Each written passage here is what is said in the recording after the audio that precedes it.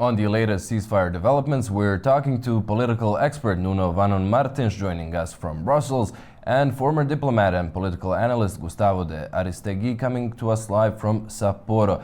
Welcome, gentlemen. Thank you for joining us. Now, the Israeli cabinet has not yet convened to approve the deal, as they say that Hamas is trying to change the deal last minute, which Hamas officials reject. Gustavo, how frail would you say the deal is at this moment? To be frank, I think that these are last-minute maneuvers from both sides to try to gain some kind of leverage before the actual taking over of the presidency of the United States by President Trump happens on Monday. After Monday, President Trump is not going to accept any kind of violence in Gaza or in Lebanon. So I think that actually this is like the last kind of attempt by the Israelis to try to weaken Hamas. In any case, I do think that the deal that has been negotiated by Qatar mainly, and subsidiarily by Egypt, and with the presence of, I have to praise Anthony Blinken, is solid, and it's going to prevail.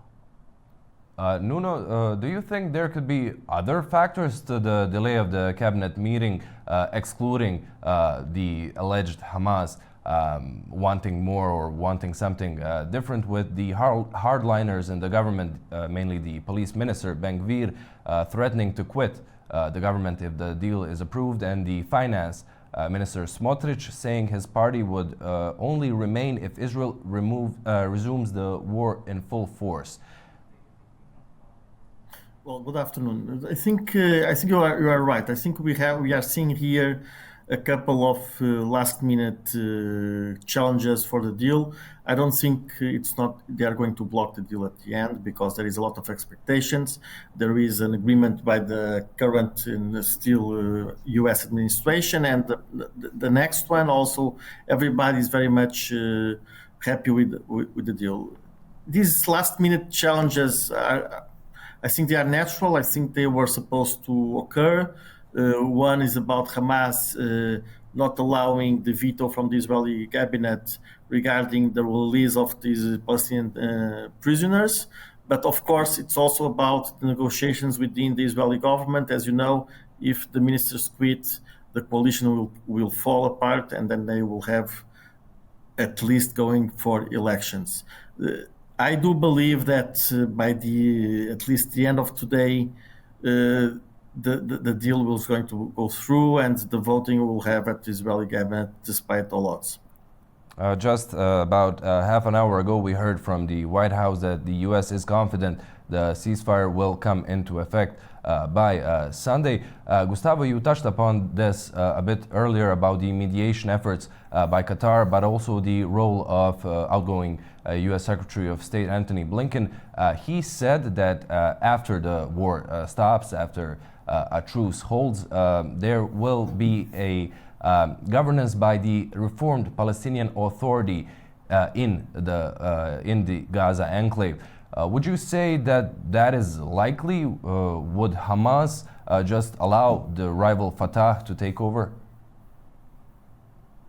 The question is absolutely pertinent and very brilliant. Let me tell you that most probably, if there wasn't the presence of the United States and other international actors behind the scenes catalyzing this agreement, this would have been absolutely impossible. It is obvious that Hamas still retains thousands of militants in Gaza that could very well take up arms if whatever they see as a government in Gaza is not of their liking. This said, you need to understand that the United States, through Anthony Blinken, and the efforts of Qatar, plus everybody else in the region that need to stabilize the most explosive part of the world right now, after the downfall of the al-Assad regime, needs absolutely to understand that there is no way that anybody that is something or somebody in the world geopolitical scene will accept that this conflict goes on. And no matter how hawkish the right wing of the government of Israel may be, no matter how serious the downfall of the prime minister may be, nobody is going to accept that this deal does not go through, and it is going to go through. And I can absolutely tell you that one thing that we must take into account is that in spite of the fact that the Palestinian National Authority is in fact the worst enemy of Hamas, it is the only institution of the Palestinian people that is internationally recognized. And the only way that we go back into the tracks of negotiating a comprehensive peace deal is by recognizing the PNA no matter its shortcomings. Nuno, I want to ask you this. How much would you say that the new realities in the region, being we had a ceasefire between Hezbollah and Israel just recently, we had the ouster of Tehran's ally Assad out of Syria. How much, in your opinion, did that contribute to Hamas coming to the table? But also, how much did Trump's basically open threat, where he said all hell would break loose if the hostages aren't freed until he takes when he takes office? How much did that influence Israel to come to the table? Well, it is pretty clear for Israel and for since Trump won the elections that he said he wanted all conflicts to be over before he takes his own position as a president of the United States of America. So that said, he started sending his envoy to meet the Israeli prime minister and to discuss about, and to meet the Qataris as well, and to discuss about a peace deal ASAP. So I think there was, as I said yesterday, there was really a very big influence by the incoming Trump administration. Of course, there was also influence by Antony Blinken, but as some leaders said, the influence by the new incoming Trump administration was much stronger with the Israeli prime minister than Blinken was. First. Second, I don't believe, I think also that the situation regarding the new Middle East, in fact, this is the paradox, because the terror attacks of 7th of October 23 were done as a response to the initiatives led between Israel and some of his partners in the Middle East into what was called the development of the Abraham Accords, and it was a response to that. And they are going to end with the total defeat of Iran and its proxies, and to maybe, we hope so, with the birth of a new region. I do believe, contrary to the speaker that was said, that I don't think the PLO is necessary. The PLO leader is right now in Brussels. I do believe we are in an edge of something new, whatever it will be. And there will be something that I don't think we are going to go backwards. It is true that Hamas still dominates Gaza. It's going to be very difficult that Hamas is going to be replaced by the PLO, in my view. Gustavo, do you care to respond? And also, I would like to pose you the same question about the shift in structure of power in the immediate region. Well, I couldn't agree more. I truly think that Hamas is going to truly contest and try to fight off any kind of taking over of the power of the PNA, the Palestinian National Authority, dominated by Al-Fatah. The PLO, by and large, doesn't really exist anymore. And what they're going to try to do is to, in every possible way, show that the only ones that are defending the future of the Palestinian people is Hamas, which is actually not true. Everything that means derailing peace efforts or peace negotiations in the future only helps the most radical part of the Israeli government. And last but not least, whoever has followed very important messages given by Marco Rubio in his confirmation hearings yesterday in the US Senate will know that A, the Middle East is a priority for the United States. B, that the politics are not going to be too different. And C, that everything that has happened in the Middle East between the election in the United today have been coordinated perfectly between the outgoing administration of President Biden and the incoming administration of President Trump. And everything that has been done by Secretary of State Blinken was known, approved, and backed by Marco Rubio. Once and if the ceasefire takes hold, Nuno, do you see the potential for an international force to be deployed to Gaza before all the details emerge about the governance or the security scheme in the enclave?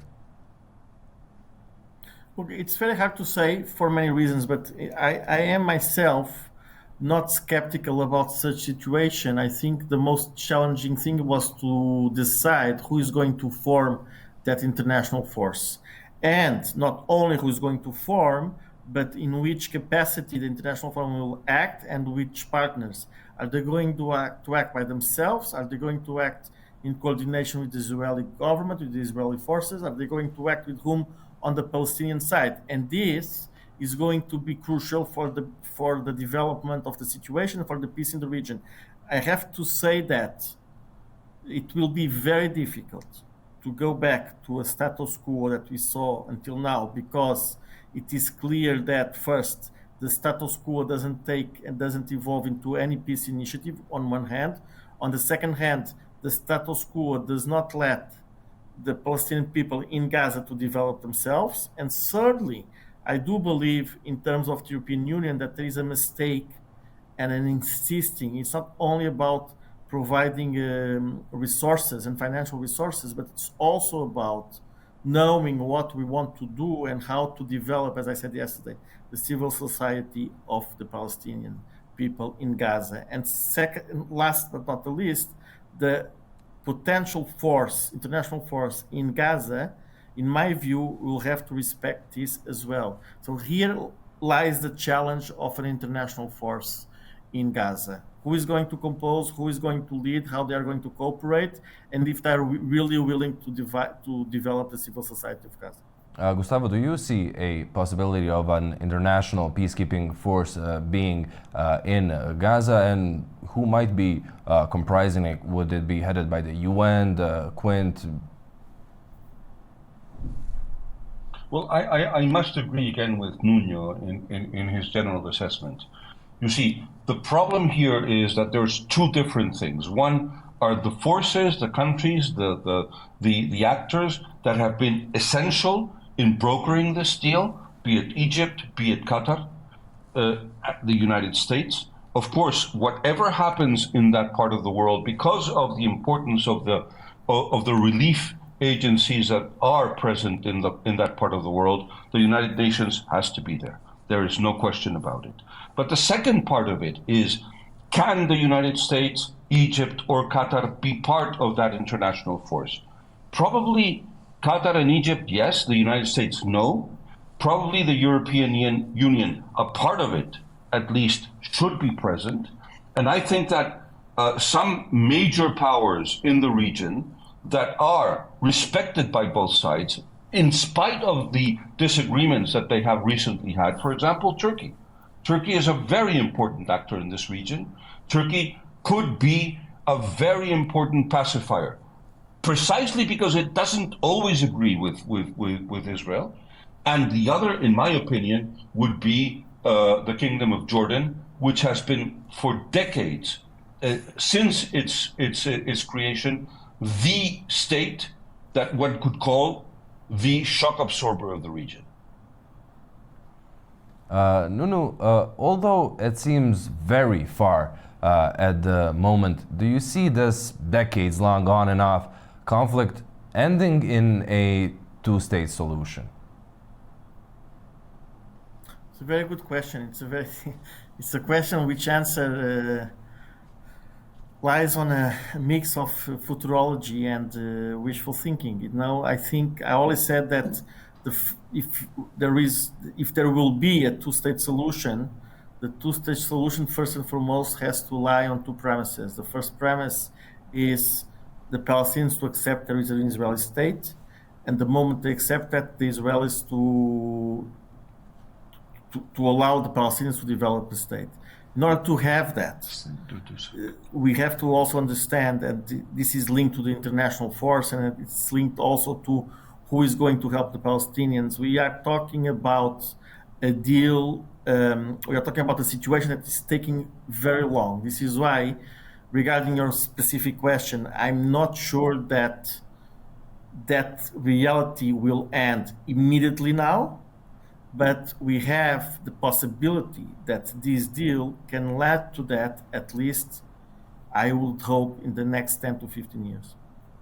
Gustavo, I want to pose this question to you as well, given that over the 15-month-long bloodshed we've been witnessing in Gaza, many countries recognize the state of Palestine, Spain for one, Ireland, Norway, Slovenia. Do you think that the maybe only viable solution is the two-state solution? There is only one solution, and it's the two-state solution. It doesn't matter if you are pro-Israeli or pro-Palestinian.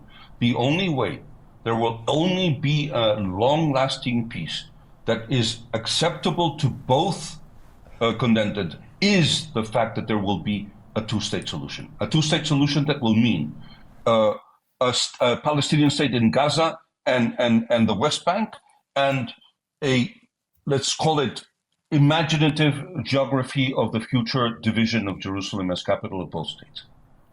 Gentlemen, thank you so much for joining us and sharing your insights and opinions. Thank you.